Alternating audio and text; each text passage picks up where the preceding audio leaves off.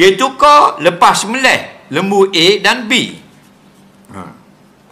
Dia kata di kawang dia masuk lembu A. Nampak? Kawang dia masuk korban lembu A. Masa nak sembelih tu, dia nak tukar kepada lembu B. Faham soalan? Faham jawapan? Kawang dia masuk, berasa dia dah dia malu. Faham? Dia masuk lembu A. Masa nak sembelih, bila Assalamualaikum warahmatullahi wabarakatuh. Sahabat channel Santri Kampung TV, bagaimana kabarnya hari ini? Semoga kita selalu diberikan kesehatan oleh Allah Subhanahu wa taala, diberikan nikmat iman, Islam, rezeki yang halal dan thayyiban, rezeki yang barakah dan berlimpah. Sahabat channel Santri Kampung TV, tidak membuang masa, jom kita mulai bersama tazkirah dari Ustaz Azhar Idrus. Semoga bermanfaat. Jom kita play bersama, let's go. Bila masa nak sembelih dah lagi. Dah lagi. Masa nak sembelih, dia tukar ke lembu B. Harga lembu B lagi mahal. Lembu A 8,000. Lembu B 10,000 contoh. Faham? Dia nak tukar dari lembu 8,000 kepada 10,000. Masa nak sembelih, belum sembelih lagi. Dia tukar tu lepas sembelih. Tadi belum sembelih. Dah mana nak kena sembelih ni? Lembu ke mu nak kena sembelih ni? Mu ngaruk dah ni. Tadi mu kata masa nak sembelih tukar. Ni lepas sembelih. Dah mu tanya pun cokak cemaking kali dah. Aku nak jawab ke mana? Betul tak? Ulang balik kalau kata kita salah. Lembu A, masa nak sembelih dia nak tukar ke lembu B. Harga lembu B lagi mahal dari A. Apa hukum korban? Dia tukar lepas sembelih lembu A dan B. Tadi sebelum sembelih, ni lepas sembelih. Kalau sebelum sembelih tukar lembu harus. Kita ada lembu warna hitam, kawan kita lembu warna putih. Sebelum sembelih kita tukar milik lembu. Faham? Enak dah kita tukar lembu nak? Boleh. Bila ada syarat redha meredai, sah tukar. Lepas tukar kita berniat korban. Lepas tu orang sembelih, sah. Yang tidak sah korban, tukar lepas melih. Nak pergi? Dah boleh. Lembu orang, lembu mumu, mana tuang? Tak? Jadi lepas tak boleh. Macam kita tak niat lagi ya. Faham tak lagi? Tak niat lagi. Lepas melih niat. Lepas melih niat. Baru ni kita orang tanya, tapi dalam WhatsApp je lah. Tak tahu siapa-siapa. Kata ke saudara, tara dia baik kabel, bawa siapa kita. Anak beranak minta tolong tanya, melih dah. Lepas tu masuk sebahagian. Pasal apa? Pasal seorang lagi tak ada mari bahagian. Jadi niat lepas melih. Nak buat aku ni. Orang duk ngajar, dia tengok atu kopek. Faham lagi? Ni bila korban masuk sibuk-sibuk korban, sembelih dah baru masuk bahagian. Sah ke tak? Tidak sah. Tak sah korban. Mazhab mana? Lepas melih baru mari niat gerbang. Dah. Ni masalah.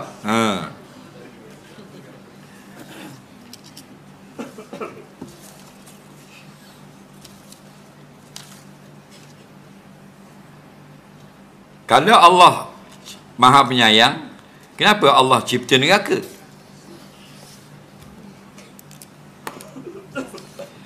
Dia kata Allah Maha Penyayang, kenapa Allah buat neraka? Mak kita penyayang tak? Ibu penyayang tak? Kenapa dia pukul anak dia? Kalau ibu penyayang tak boleh pukul anak, betul tak? Nak tanya Muslimat ada ni sayang tak ke anak? Kalau dia buat salah, pukul tak dia? Ada. Hak ni mudah dia nak jawab lagi. Faham? Gitu jugalah. Kerana sayang tu, maka dia takutkan anak-anak, jangan buat gini, jangan buat gini, jangan buat gini. Faham? Anak dia pergi buat juga, dia pun hukum anak dia. Jadi, neraka itu hukuman. Kenapa? Kerana tidak dengar kata. Dan Allah bukan saja satu sifat penyayang, dia juga fa'alul lima yurid, bebas berbuat apa yang dia nak buat. Faham tak lagi? Soalan seterusnya,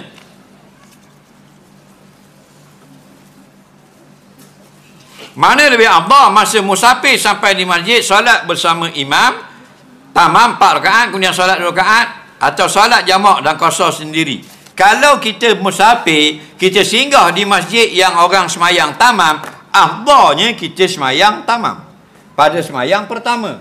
Lepas salam kita bangun semayang qasar, semayang yang kedua. Itu paling afdal. Kenapa? Dapat banyak rakaat. Bahkan kalau kita tidak singgah mana-mana berjemaah pun, kita semayang di ar pun, afdal semayang tamam. Faham? Tamam dan jamak. Okey? Kenapa? Kerana bila kita tamam, kita punya sujud lebih banyak daripada semayang qasar. Faham? Maka lebih banyak berbuat, lebih banyak pahala. Ma'aksaru fi'la aksaru sawaba. Banyak perbuatan dilakukan, lebih banyak pahala dibalas di akhirat. Bukan cuma kita qasar itu harus, kerana kita sudah ada status musafir. Tapi kalau nak yang lebih baik, semayang macam biasa 4 rakaat. Nak. Tapi kalau kita nak lerah, semayang 2.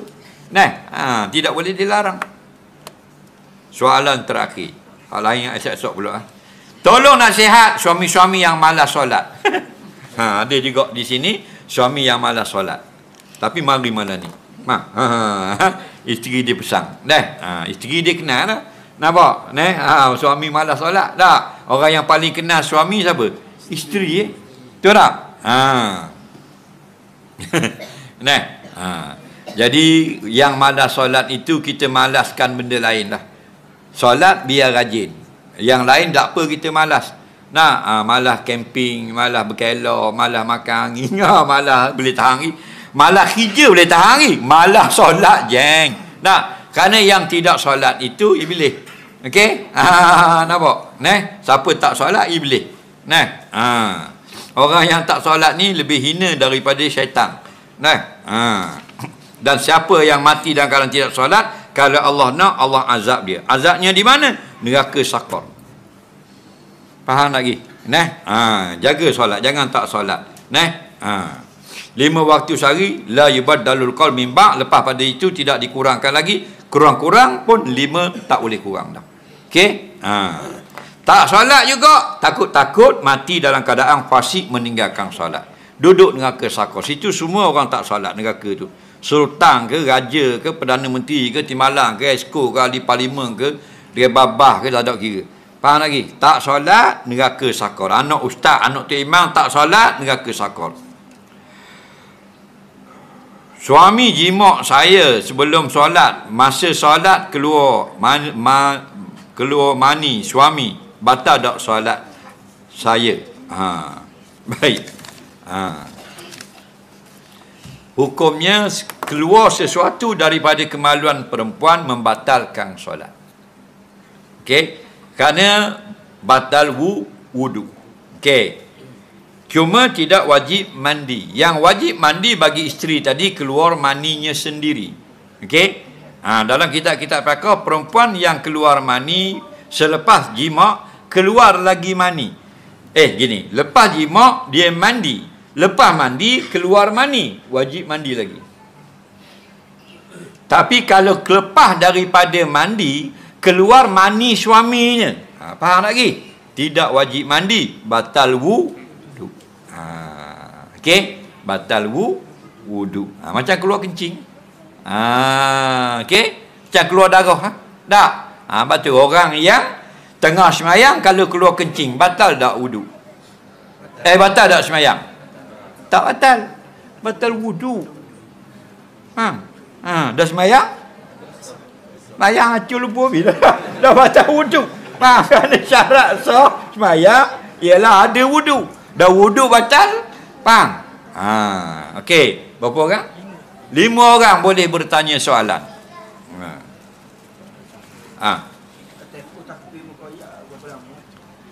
Tempoh takbir muqayyad berapa lama? Takbir muqayyad berapa lama?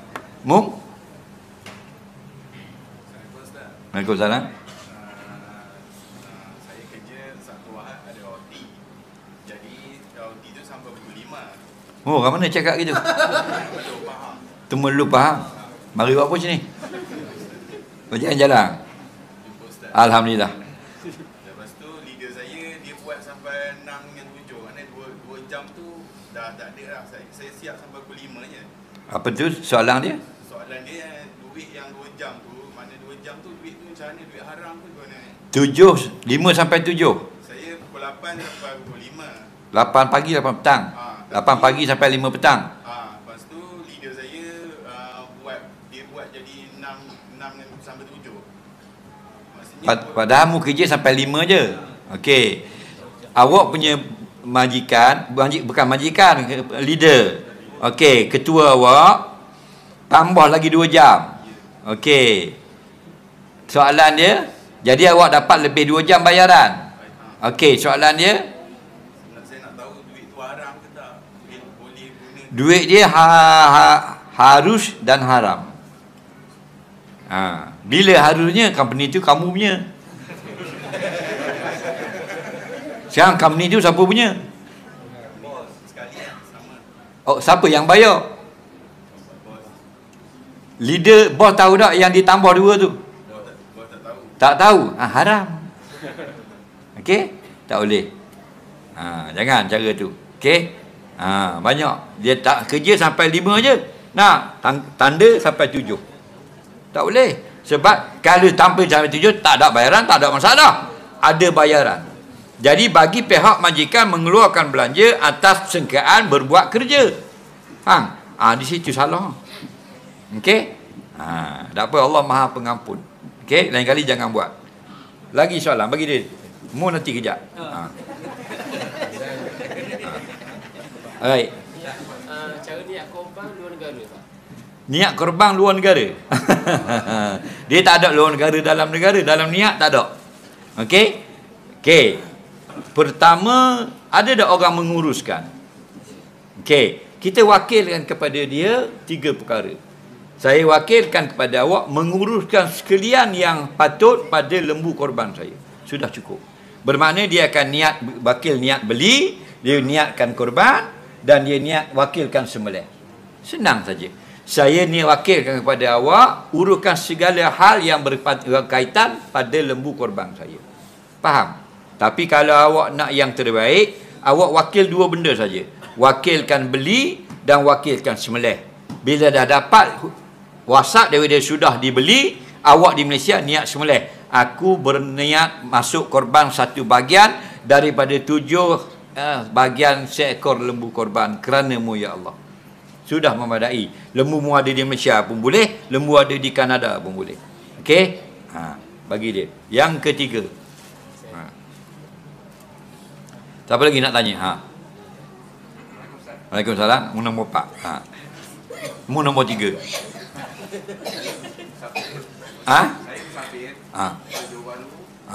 Oh, Johor mu. Bangsa Johor. Johor kat mana? Pasir Gudang. Okey. Tak ada pasir dah sini. Gudang banyak. Dalam jalanan tu masuk waktu Zuhur.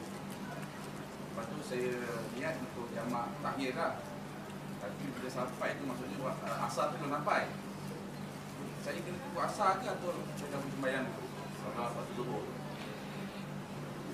Tempat daripada Johor nak semayang ni di mana? Dalam perjalanan tu masuk waktu Zuhur. Di mana masuk Johor? Dalam perjalanan lah. Okey. Contoh kat Pekan ke, Kuantan ke? Okey. Lepas tu saya kata nak sembahyang akhir lah waktu asar. Okey. Nak jamak. Tapi sampai tu asar belum masuk lagi. Jadi saya dah boleh tunggu asar ke atau saya dah boleh sembahyang dalam waktu Zuhur? Okey. Kita daripada Johor nak balik Terengganu sampai di Kuantan orang bang Johor. Allahu Akbar. Faham? Kita pun dalam hati aku nak sembahyang jamak takhir. Mana tak nak sembahyang lagi sekarang. Okey. Sampai di Bukit Besi. Okey.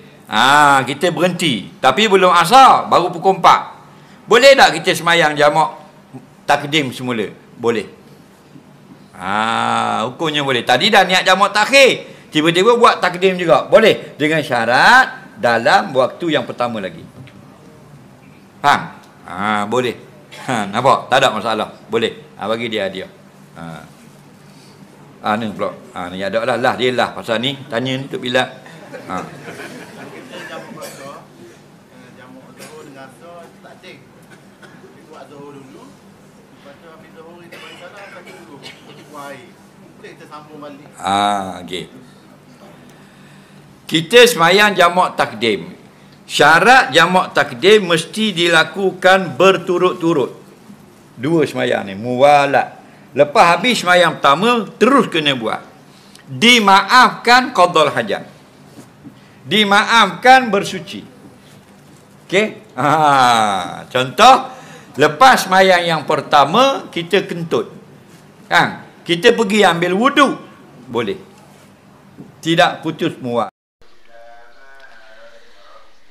Alhamdulillah, kita telah menyimak tazkirah dari Ustaz Azhar Idrus. Semoga bermanfaat, semoga apa yang beliau sampaikan menjadi ilmu yang bermanfaat buat kita semuanya. Amin amin ya rabbal alamin. Dan bagi tuan-tuan sekalian yang baru bergabung di channel kami, silahkan di subscribe dan klik tombol loncengnya biar tidak ketertinggalan tazkirah terkini dari Ustaz Azhar Idrus. Mari kita mengaji bersama di channel ini.